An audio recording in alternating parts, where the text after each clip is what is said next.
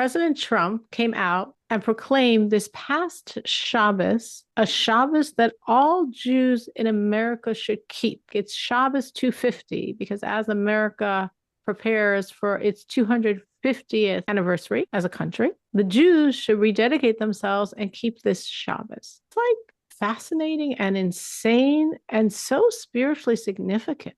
Jews really heard. It was very interesting. My son Mendy, who, as some of you know, runs a Chabad house in Springfield, Illinois, he had a new person come to his Chabad house for the prayers on Shabbos. Now, that is not typical in Springfield, Illinois. You don't usually have people just drop in. And actually, this person said, well, because it was Shabbos 250, he went to the conservative temple, but because of security reasons, since they didn't know him, they wouldn't let him in. So then he came to Mendy to Chabad. Jews in America heard it. I don't know if every Jew, but there were definitely Jews that heard that the president of the country, a non-Jew, telling the Jewish people, keep Shabbos. It's really important to keep Shabbos. Shabbos is something special. And as part of the rededicating of the country, keep Shabbos. It was unbelievable. I actually saw today a little video of a Jewish publishing house, a very large Jewish publishing house called Art Scroll.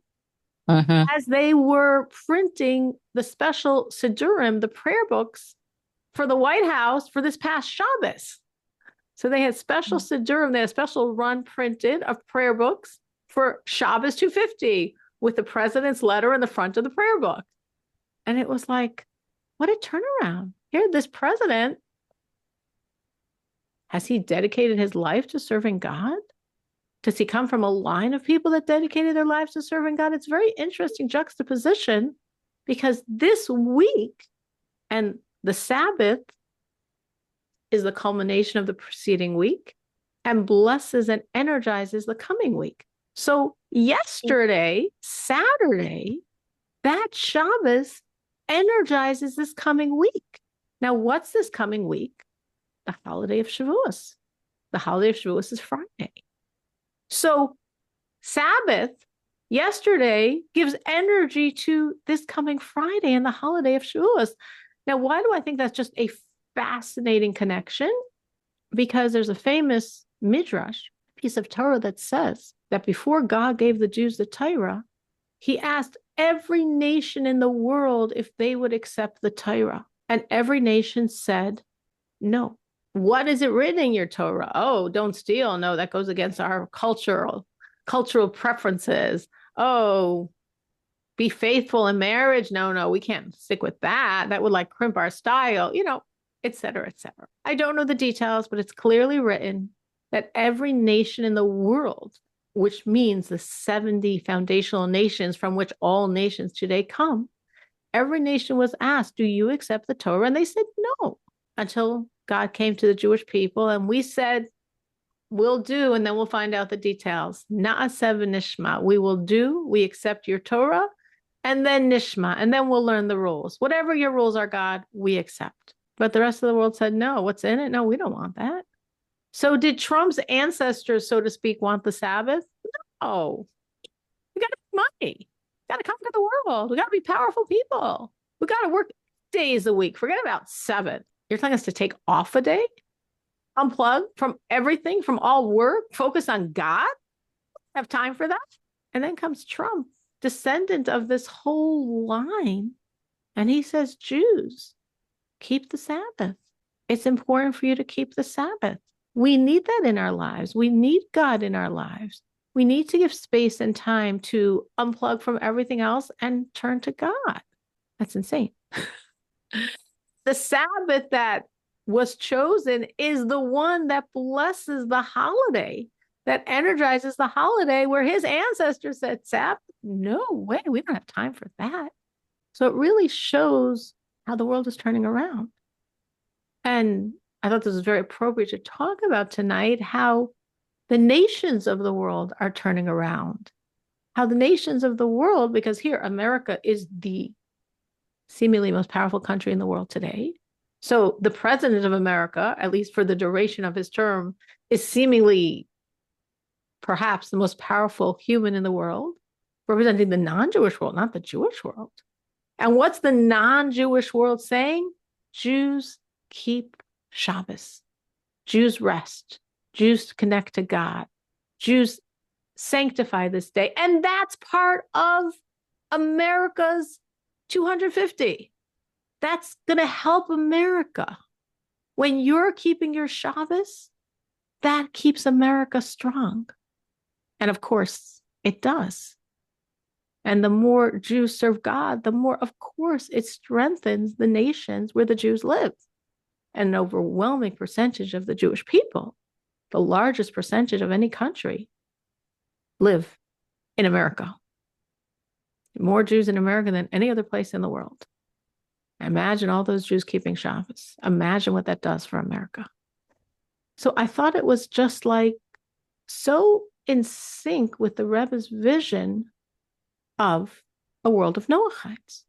Now, as we've discussed, this idea of coming to the world and saying, God has a purpose for you. God has a mission. God has a plan. Be a Noahide. You don't have to convert. God doesn't need you to be a Jew. He wants you to serve God as you are. This was something Lubavitcher Rebbe started in the early 80s. Not only Lubavitcher Rebbe created the concept of Noahide.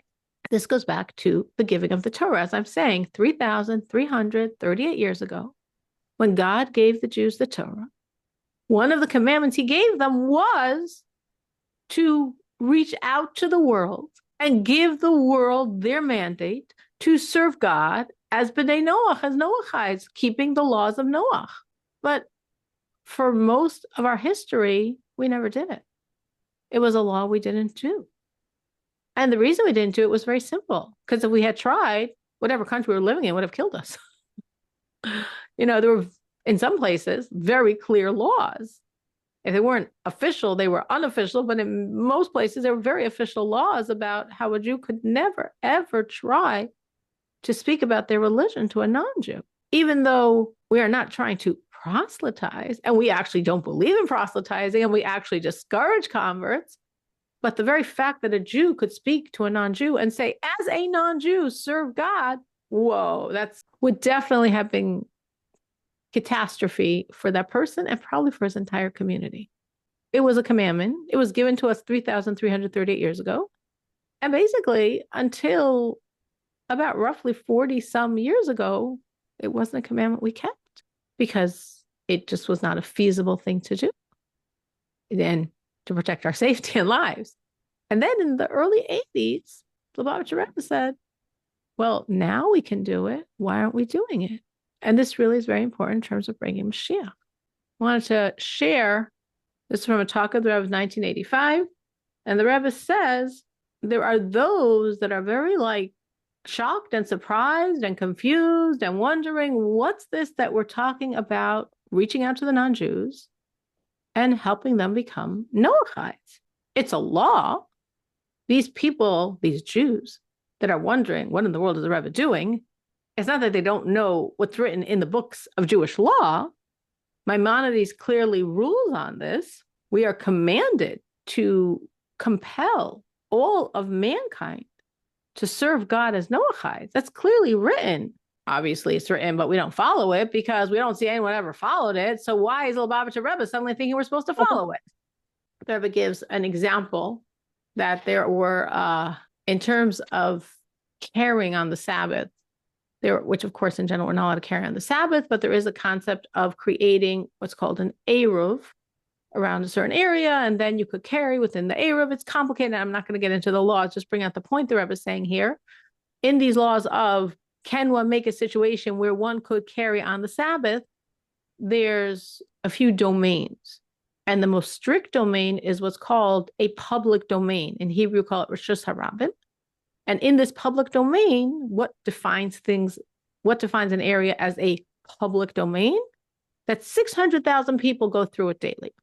And sages hundreds of years ago wrote, there's no such thing as this public domain anymore. There's no such thing. There's no area in the world where 600,000 people go through on a daily basis. Now, fast forward to the 21st century, we definitely have public domains. I happen to live very close to one, downtown Chicago. Definitely in downtown Chicago, you have 600,000 people going through on a daily basis. Definitely in Manhattan, you have 600,000 people going through on a daily basis. No question. Definitely in large cities in China and Japan, you have 600,000 people going through on a daily basis. Definitely in Moscow, you have 600,000 people going through on a daily basis. So the Rebbe says, would someone say, no, you can't call those areas public domains, Rishus HaRabim. Why? Because the sages wrote that there's no such thing anymore. Like it doesn't exist. Rebbe said, it didn't exist then. We have the facts, numbers. The numbers talk.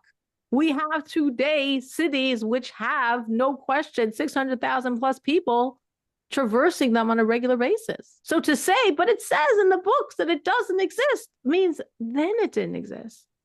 Now it exists. And we deal with the now. So similarly, the Rebbe says, that was like an example of the fact that then it didn't exist. It could exist now and does. So similarly, the Rebbe says, we of course have seen historically that yes, it's a clear law that we have an obligation to bring the world to serve God as Noahides. And we all know it, and it's written in the books, and nobody ever did it. But that was then, this is now. There's a reason people didn't do it, not because they didn't follow the laws, but because they couldn't, as I mentioned earlier. It would be endangering their lives in medieval times, and even after that, in the Christian countries, in the Islamic countries, which is where the Jews were, to speak to the people around them about this God-given mandate to serve God as a Noahide would have imperiled that person and his family and probably the whole community. So they didn't do it. But it doesn't mean that the law wasn't meant to be a realistic law. They just couldn't. So now that times have changed and we can freely talk to the world and we're not endangering our lives or our families' lives or our community's lives, we shouldn't keep the law. That was just like a little taste of many talks that the Rebbe said. That was from 1985. So in 1984 and 1985, there are many, many talks of the Rebbe echoing this theme that we have to go out to the world and teach them to serve God as Noahides. And in my mind, it's very much in sync with the Rebbe's campaign to bring the redemption. Because if we want to bring redemption, we want the world to recognize God. And when you have 8 billion mankind, that's far more the world than the Jewish people. So when they're in sync with God, when they're serving God, then they're recognizing God, then the world is recognizing God, and that's redemption. And that's why Noahides are so, so significant to God and so, so significant to bringing redemption. So I just thought this sort of came to a certain spiritual climax to see a non-Jew, not a Noahide, but representing the non-Jewish world, telling the Jews to serve God. Like, wow, look what has happened to the world. And what happens is, as we spiritually make changes, it trickles into the world, it trickles into the world, it trickles into the world. Meaning, I do not believe in 1980, whoever was the president then, I don't know, maybe it was Reagan in that time, in the early 80s, who was, for a president, I'd say, a pretty moral person, a pretty good person, who would have come out and told the world. Jews, remember for the bicentennial celebration? I remember the bicentennial celebration. Could you imagine if the president had said, Jews, keep the Shabbat, serve God? That's part of America celebrating her bicentennial. I've been like, what? That's insane.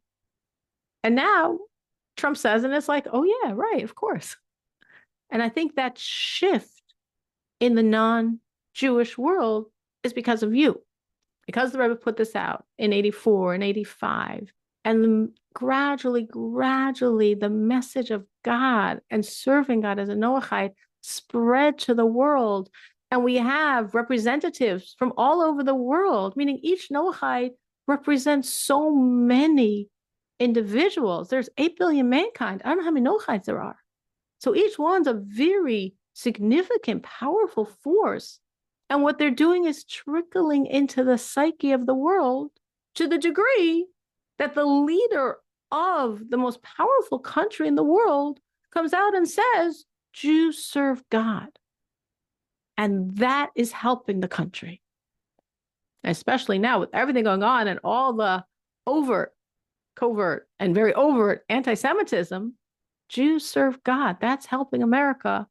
Is unbelievable and so directly connected to the unfolding of Mashiach the redemption, and you as Noachides. So would you have found Noahide if no one was talking about it? For each one of you, as you became Noahide, you found it because someone out there was aware that they have a mission to let you know about being a Noahide. Was that sort of true as you think of your journeys? I know we have a number of people on. Can you share?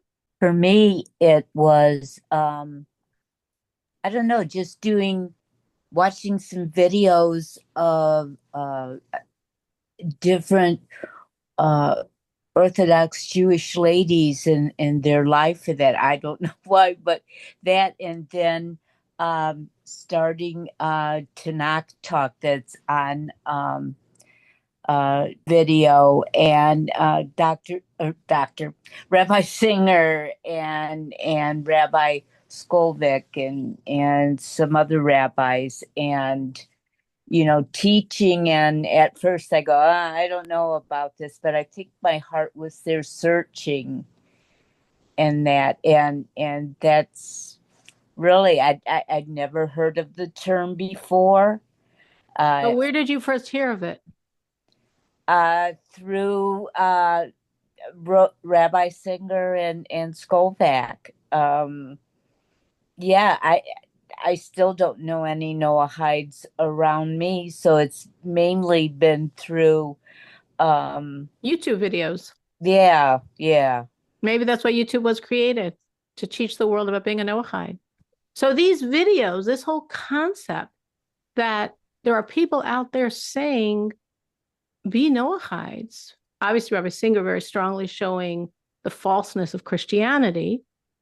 But then it's not just, well, we're just throwing that out, but you have nothing. No, be a Noahide. That's your mission. That's serving God.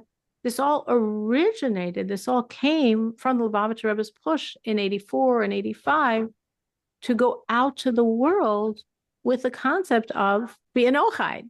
So it could have been like very clear, like you go to a Chabad house and the Chabad house rabbi tells you, because obviously the Chabad house rabbi ultimately is working for the Lubavitcher Rebbe and obviously giving over his message. But if it was a person that was like Linda's saying, she's never been to a Chabad house, we've discussed it, but she's never been there, it's a little far from her. And she's watching on videos, and maybe not then even were the rabbis on the videos directly conveying the message of the Lubavitcher Rebbe. But the Rebbe put this message out in the world, and since 84 and 85, it has trickled into the world.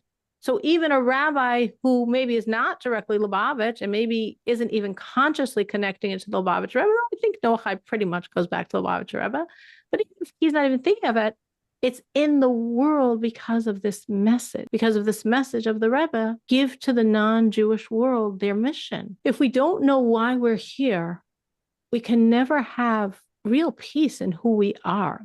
It's like there's a concept, if you know the why, you can get through any what. And the why of our existence is to serve God. That's the why of my existence. That's the why of your existence. That's the why of all humanity's existence. That's the why of all creation's existence. All of creation was created to serve Creator, to serve God. So if you know that, if you know God, and you know you're meant to serve Him, and you know what that means to serve Him, then whatever happens, whatever the what is, you can go through it with inner peace because you know your why.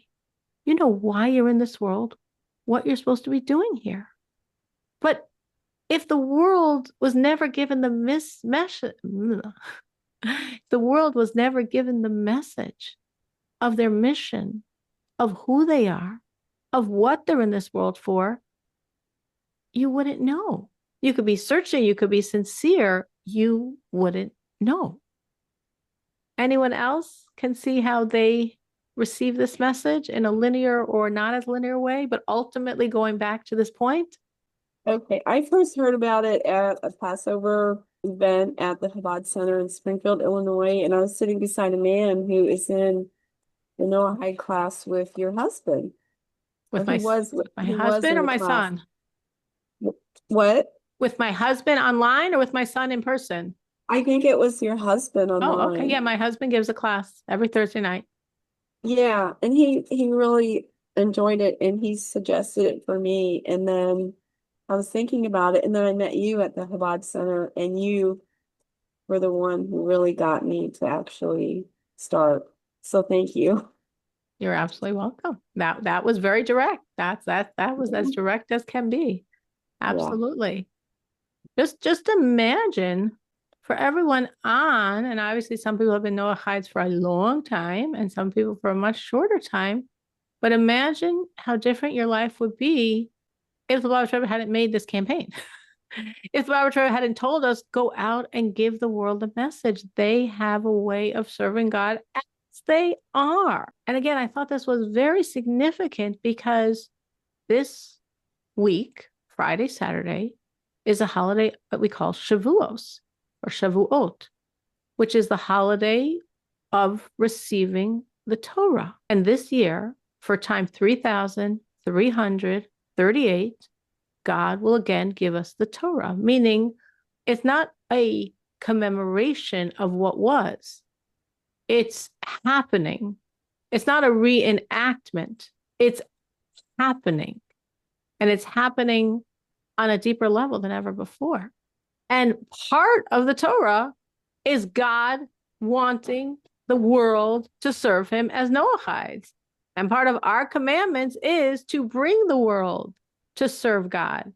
So just as for me, over these 2 days of Friday and Saturday, I'm really re-accepting on a deeper level than ever before the Torah. For Noahides, it's also a rededication to the laws of Noah that were also given at the giving of the Torah.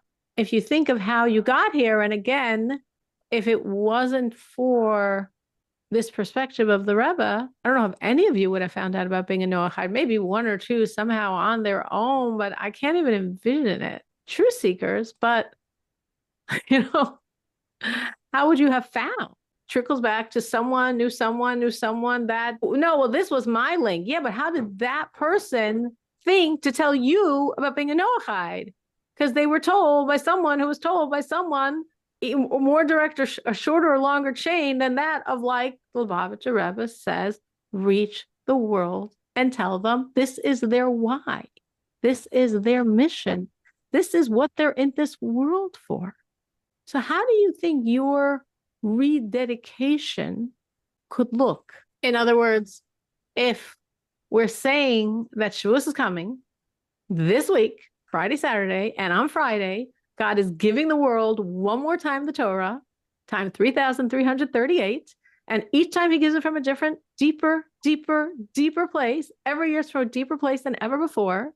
And he's giving me my obligations from a deeper place than ever before. And he's giving you your obligations from a deeper place than ever before. So if he's coming from a deeper place, that means we have to accept it from a deeper place. So we have to rededicate ourselves to the depth that God is giving us, his vision, his self, his hoping that we can align with that vision and live our lives with that why, with that sense of purpose, with that understanding that we're in this world to serve God.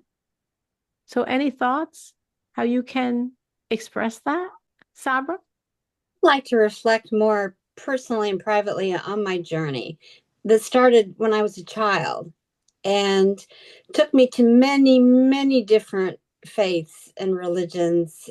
But throughout the process, I've met Chabad along the way.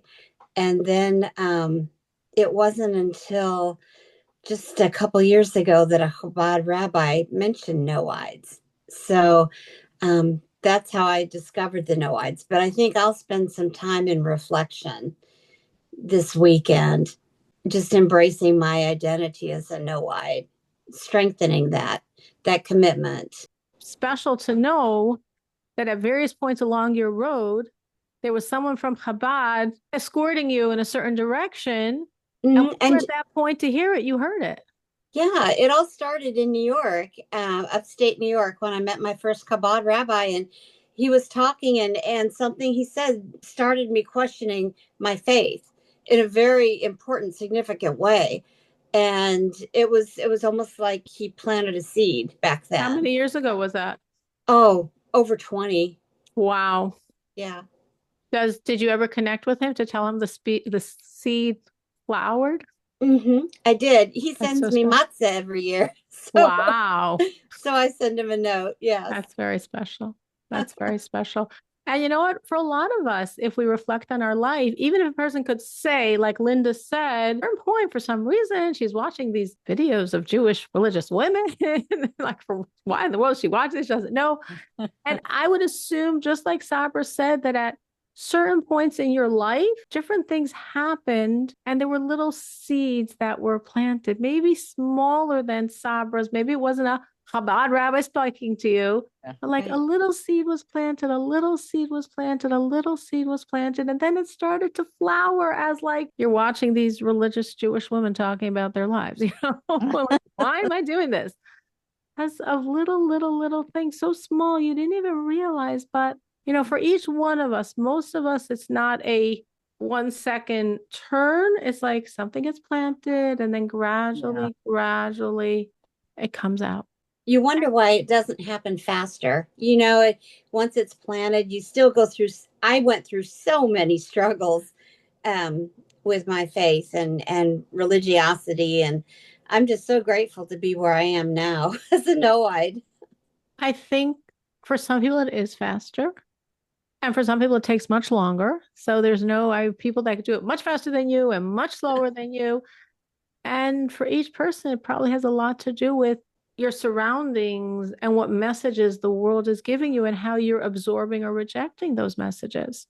You know, that makes it like, no, you're resistant to this message. Something inside of you says it's true, but everyone else says, no way, it can't possibly be true. Sure. And then something else, and then something else, until the truth of it overwhelms all those voices telling you it's not true, and you just know it's true, and you want to live with truth, even if it's hard and but different. without guilt, so breaking away sometimes is very difficult to get to where you are as a Noahide. It can be a very intense and outward struggle. Absolutely. So I think that's why it's important we stick together as Noahides and have wonderful leaders like you. Thank you. No, absolutely. I mean, especially because many Noahides started out as devout Christians. And that process is specifically because you're spiritual and you're religious, and then you have so many voices in your brain that you have to overcome and say, no, that's darkness. This is light. I love what one rabbi had said is that you went through what you went through to get to where you are. And I thought that was perfect because, as you were talking about the different seeds and that, and even as a child, just different things, I guess I thought differently, but, there was something about, the Jewish people and to me had always, and when I was in the presence of someone who told me they were Jewish, and like business and that, we're just talking and that, and there was something that I don't know, warmed my heart. I don't know what else to say, but knowing, at that time that these are the people that brought Messiah. Now I know as these people are bringing, or Mashiach is coming, and I think, when there's nobody in your area or to learn about being a Noahide, or even what that was or meant, I feel that it was truly Hashem working in my life and maybe going, I want you, girl. Yeah, I do believe divine providence has something to do with it. I really do. Yeah. And then even the time where, even though I hadn't been in the church for 30 years or what, how much of that, the anger part is, I learned all this stuff. Why didn't I see what I see now, and like I went to a Bible college and I was there for music, and that all these people had their cards learning Hebrew and Greek and that. And I go, how could we not have seen that? Especially what was being taught in people who knew Hebrew and stuff like that. And it was kind of like that pulling away of those old, hanging on beliefs of seeing scripture, the interpretation. But like we're saying, every person got those seeds, got what they were supposed Yeah. to get, and at the right moment, it's just the merit of having it. And to think, what does that translate for me? What does that mean, rededication? And maybe to think about your specific road and your fortune, your blessing. Like Mary said before, well, she's at the Chabad house, she's at the Passover Seder. This man is talking to her, and then she speaks to me. And well, imagine if she didn't go then to that Passover Seder. Imagine if she didn't go to the Chabad house. And then she wouldn't know. And then her life would be so different. And for each one of you, whoever was the link, if it was a person, if it was a YouTube video, if it was a book, if it was a friend, but somehow God made sure you were given the information you were supposed to get. And I think when we think about that, it's also, and I know we come back to this every once in a while, it's also important to think, how can I pay this forward? How can I share this with other people? And sometimes that's like people are a little intimidated with the idea of sharing it with other people and for whatever reason. But even to think of, imagine the person who shared it with me. Imagine if they had been intimidated. Imagine if they had not reached out to me. Imagine if they had said, oh, she's not interested. I'm not going to talk to her. I'll look weird. If it's a Jewish person, she'll think I'm proselytizing. If it's a non-Jewish person, she'll think I'm strange. But whoever that person was, Jewish or non-Jewish, a YouTube video, this, that, Rabbi Singer's class, these Jewish women, whoever took the time and cared and shared that with you, they changed your life. They gave you something priceless. Can't pay for it. It's nothing that translates into dollars. They give you the gift of a connection to yourself, to God, to why you're in this world. And imagine being that person for someone else. So I think it's really part of the whole Shavuos package of looking at the world and saying, it's a different place. The leader of the most powerful country is saying, Jews, serve God. That helps America. This is the intro to the holiday of Shavuos. We're all receiving on a deeper level. We're all rededicating. And how can we share this with someone else without fear, without embarrassment? Think of you and your journey and how blessed you are and help someone else. Mm-hmm. That's really the message. That, I think, is a beautiful rededication to God by sharing what you received and blessing someone else with that same treasure. If you know it's a treasure, if you know it's a priceless treasure, sharing it with someone else.